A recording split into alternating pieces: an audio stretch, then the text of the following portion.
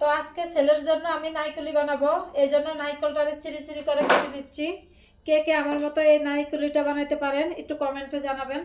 আমি পাত্রে কিন্তু তেল দিয়ে দিচ্ছি, তেলটা একটু গরম করে নেব। তেলটা গরম হয়ে গেছে, এখন কিন্তু আমি নাইকুলিটা দিয়ে দিব।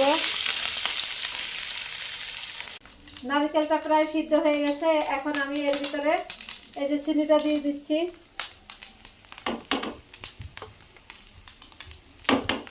সুমি আজকে কি রান্না করে দেয় আর রেসিপিটা কি কি রান্না করতেছো? রাতের জন্য নাইকুলি বানাইতে আসি।